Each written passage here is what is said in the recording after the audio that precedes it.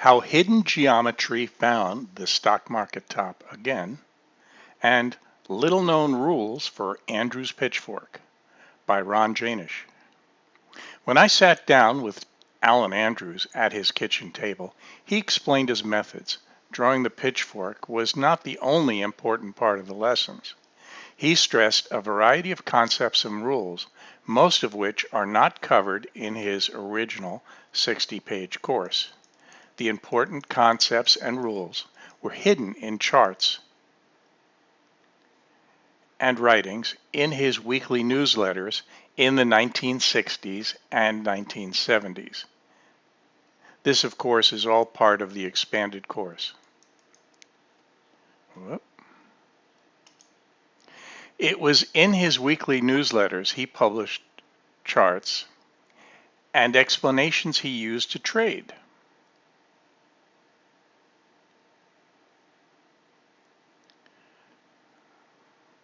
In this article, I will show you some of them.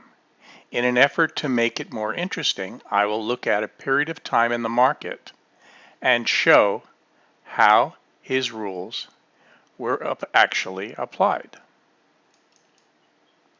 In the beginning of September, that's 2019, the stock market was strong. On Friday, September 14th, the Dow Jones Industrial Index had made the 8th day of higher highs. That week, SPY made a new all-time intraday high, and most investors were cheering that their 401k was doing great. On September 13th, the day before, I sent out an email to the Advanced Andrews group with the subject line Dow and the simple comment, "Down she goes." That was the day that I initially went short in the Dow Jones Industrial Average, using YM as a vehicle. The next day, YM futures made a new high overnight, and I stayed with the short position that was initiated September 13th. The outlook from my point of view was very bearish. In spite of the bulls enjoying higher highs during the pre-market hours. Now, Professor Andrews, back at his kitchen table, taught me how to have the faith necessary to stay short and later add additional short positions. And in this particular article, we're going to discuss that. We're going to show you specifically how that works. Now, this is accomplished by letting the market show you the evidence in the form of hidden geometry of what is going on and what will occur next. A request came in on September 13th or 14th from a YouTube viewer for an update on my view of the stock market crash of 2019. And this was because I made a YouTube video titled Crash of 2019 back in August. I responded this will be covered in detail on my Saturday morning at a monthly live seminar in Rancho Bernardo, California. During that seminar, the audience was reminded of the various patterns that Professor Andrews suggested were useful for finding tops and bottoms, and that they were present at this point in time in the Dow. One of the patterns was the expanded pivot formation, or EP. Now, this is sometimes referred to as a reverse point wave, expanding triangles, all kinds of things. This is when pivot 4 is lower than pivot 2 and pivot 5 is higher than pivot 1 and 3. Let's take a look at this. Okay, so here we're talking about a possible high when you have this pattern, and it would be reversed if you have a possible low. And this over here is called the skewed expanded pivots pattern, which to the naked eye, the untrained eye, simply looks for wave 3 to be higher than 1, 5 to be higher than 3, and 4 to be higher than 2. But to an Andrews student who's well trained, there's more to it than that. The EP is sometimes referred to as the Gartley reverse point wave. It is different from the SEP, which had a pivot 4 that is higher than a pivot 2. The SEP is a pattern that appears ordinary to the naked eye, but has other properties that are rarely seen in charts. When most traders look for the EP pattern, they look for it to be in a congestion pattern that leads to a price continuation. They often look like this.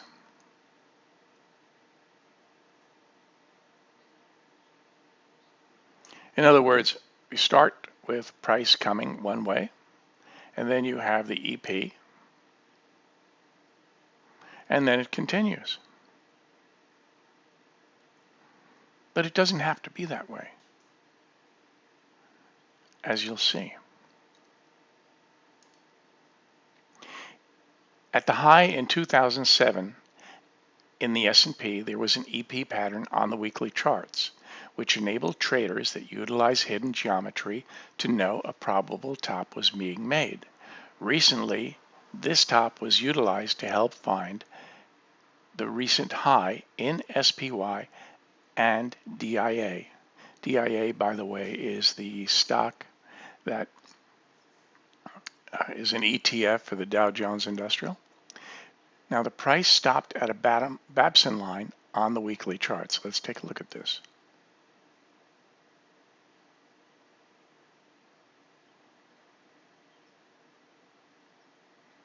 Here we go.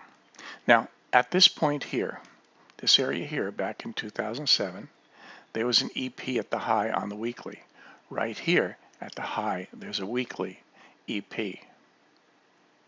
And over here, there's a weekly EP. And these are daily EP patterns that were in the chart. So after a perfect reversal over here, there were some really nice EP patterns at lows, giving excellent entry opportunities for this marvelous run to the upside.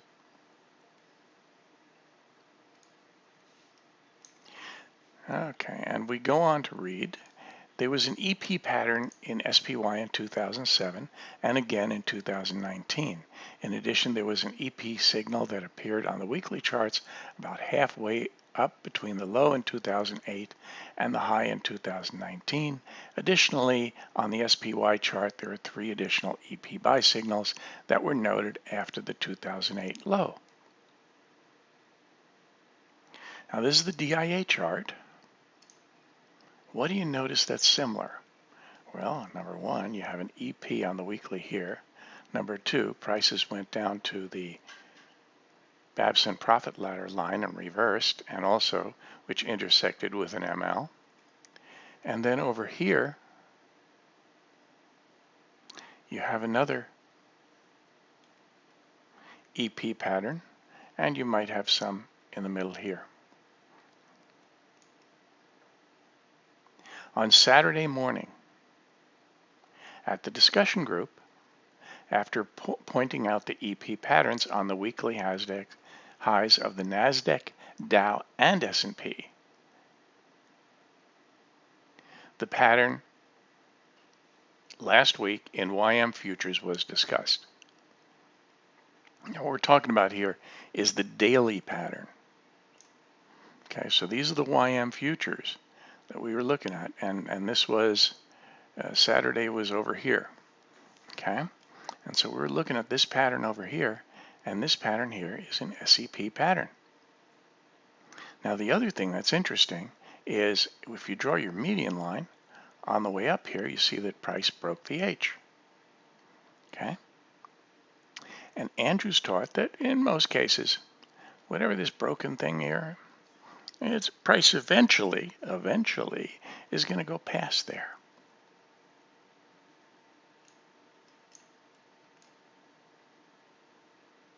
YM is the Dow Jones Futures contract. It was pointed out that the up move had a break of the MLH, which is the line parallel to the median line. Professor Andrews told me privately that this is a typically This is typically a warning that price will be lower than that break point eventually. In addition, the up move during September was an SEP pattern. This pattern is known to occur prior to a major price reversal. When a major price reversal takes place,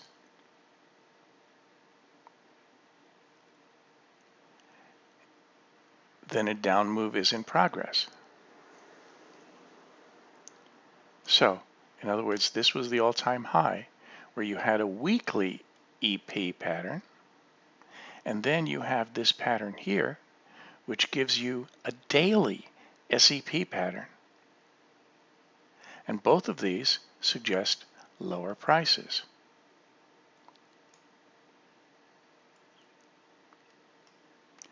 Now, looking at the chart here, remember back down here was the break of the MLH, and we draw a new median line using high, low, high, and we see that on Fed Day, when Fed made the announcement, prices were coming down to an upsloping ML and didn't reach it. Now, many believe that that means that it's going to go up a whole bunch more. Well, there is an Andrews concept that suggests that, but not in this situation.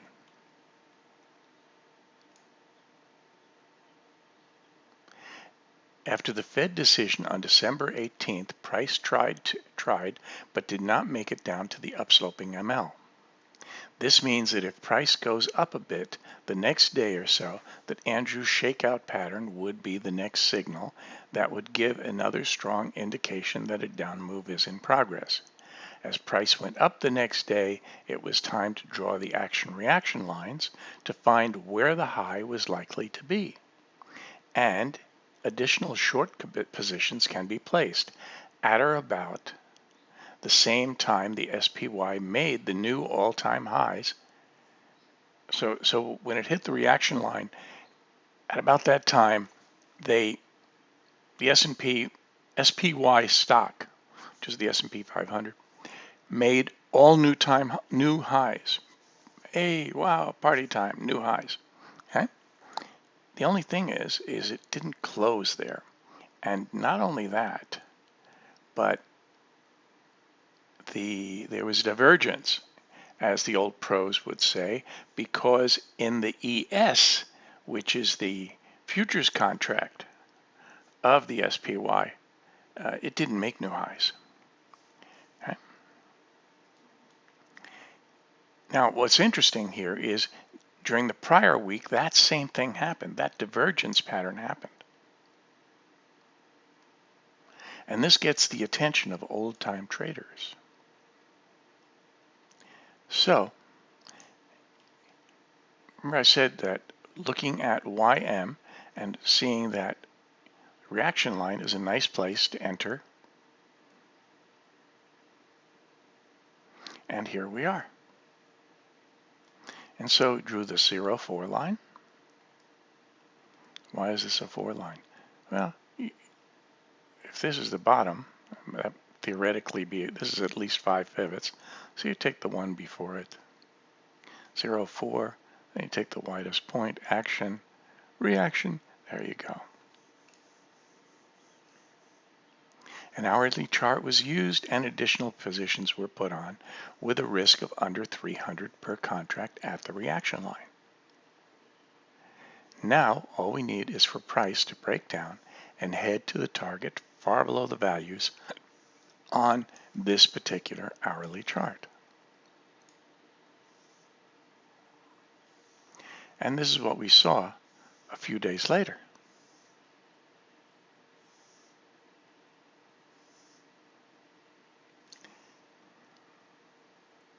At this point, things appear to be starting to move. And I'm wondering what will happen next. Now this here is actual account, real money, with a few positions in it, with the YM and the DX, which is the dollar index. You can see what the present market price is at the time I'm doing this snapshot, And you can see with the average price for entry, 27,234, which would be about here somewhere. Okay. Got to remember, originally I got in here somewhere, and then I added more positions over here. Okay, with a risk of about 300 bucks at this point here per contract. Now, so at this point, I'm looking at this here, and the move is starting, and I'm wondering what's going to happen next. And I look at the dollar index, and I have my answer and act. I wind up going short the dollar index. Now, as you see on here, there's no EP pattern, and there's no SEP pattern. But if you simply draw your trend line, you see that price has broken below it. And now price was trying to break to the upside.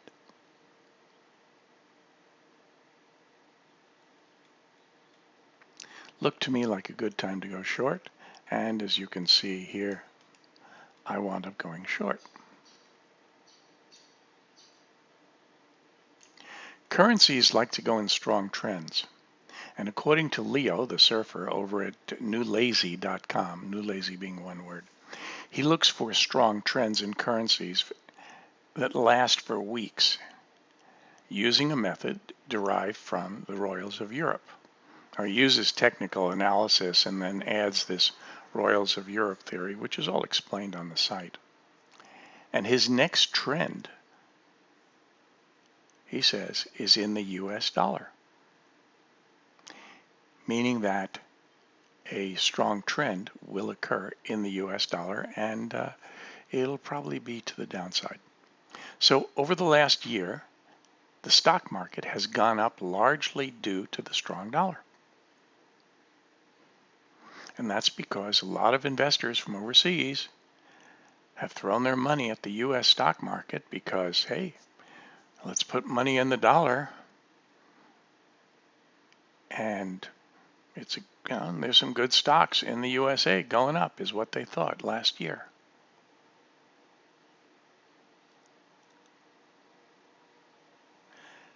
So foreign investors have invested in US stocks as a way to profit from their holding the dollar.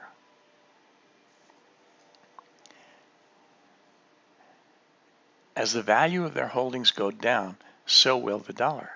Today is September 23rd, that's the day I wrote this, and by the time you read this article, you will already know what happens next. And so the question is, how far will the stock market go down? Well, last December, I used this particular tool to find the low at Christmas time. Once again, it's those Babson profit ladder things I showed initially. That was used for the SPY and DIA. This is a DIA chart, and I announced it at the monthly seminar at the Remington Club. And it's the same way that the bottom in 2008 was found. Perhaps we can do this again at a later point in time to help and find the bottom in this particular drop in the stock market. I thank you for your time. Ron Janisch with AndrewsCourse.com signing off.